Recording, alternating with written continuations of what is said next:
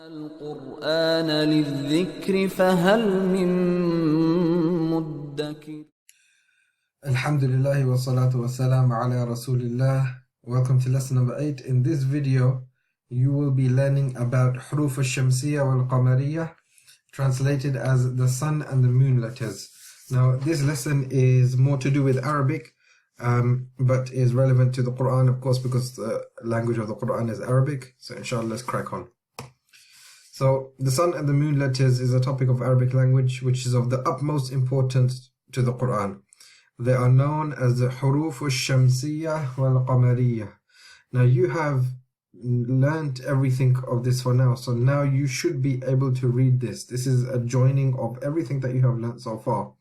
So we can see we have the Ha in its joint form here, the Dhamma on it, and a Ra in its joint form with a Dhamma, and a Waw, which of course is not joined to that which comes after, and because the Ra is not joined to that which comes before. And because it doesn't have no diacritic mark, no haraka, we know that this is sakin. And especially because the dhamma, the natural med for this is the waw. So we can see that this is the natural med, and this is joined together as huru, and then we have the fa, which is one word. So we can see that there's a gap between here, so this is one word, and this fa has a dhamma. So this is a hurufu, hurufu.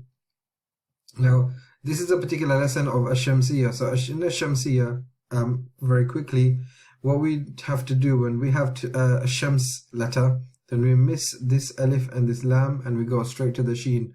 Now the sheen has a shadda with a fatha.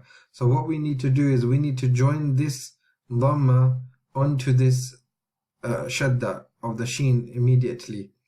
And the mim has a sakin, sin is a kasra, ya has shadda and fatha. And this ha ta'nith or ta marbuta, taf in your case has a kasra. So we can say this is huruf al-shamsiyyah, huruf al-shamsiyyati, huruf al-shamsiyyati. Okay, so we can see that there's a gap here. So the next word is wa, which is waw and fatha. Wa is a word and it means and in the Arabic language. So this has a gap after it. And we can see that this fatha joins, and we miss this alif in al-Qamariyya, and we miss the alif and it goes straight onto the lam. Then there's a fatha on the qaf, there's a fatha on the mim, there's a kasra underneath the ra, shadda and fatha on the ya, and the ta has a kasra. So when we join this together, this is wal-Qamariyya, wal-Qamariyya. So this whole phrase means huruf al-shamsiyya wal-Qamariyya, and this is translated as the letters of the sun and the moon. The letters of the sun and the moon. So we can see the alphabet, moving on to the actual topic of the lesson now. The alphabet is divided into 14 sun letters and 14 moon letters. Okay? So every noun in the Arabic language can begin with an alif lam. Okay, so an alif lam. Every noun in the Arabic language can begin with an alif lam. Right? So example, ash-shamsu. So ash-shamsu means the sun, and this is a noun, and we can see that it's beginning with the alif and a lam.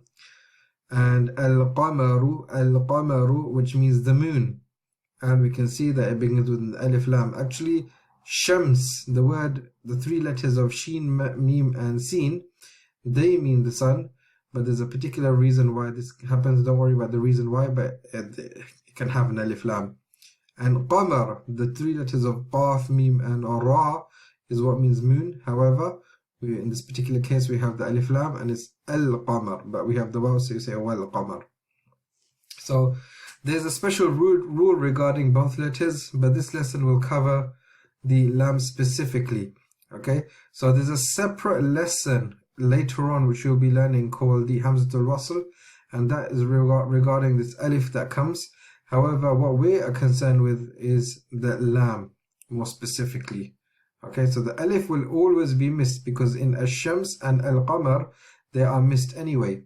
Okay, if we're joining. But the lam is being missed also in ash-shams, and the lam is being read in al-qamar. So this is why we are concerned with these letters, the lam. In this lesson, we will assume that every alif, so every alif which has no haraka on it, has a fatha. Okay, so it has a fatha. So we're saying ash-shams And if the waw wasn't there, al-qamar. Okay, so this is how we will refer to this lesson. Salam Alykum. Be sure to download your free implementation workbook. We go through it step by step. All the videos correspond with it. We have laid it out very strategically so you can master Quranic Tajweed and Quranic Mastery and implement it while you go along. Okay, so be sure to download this and it will help you on your journey. It's free to download. The link should be in the description. Assalamu alaikum. If you enjoyed this video, guys, please like this video so we know you enjoy it, as we can make more. Please write a comment and tell us what you thought about the lesson. And don't forget to subscribe. Subscribe now. Jazakallah. Assalamu alaikum.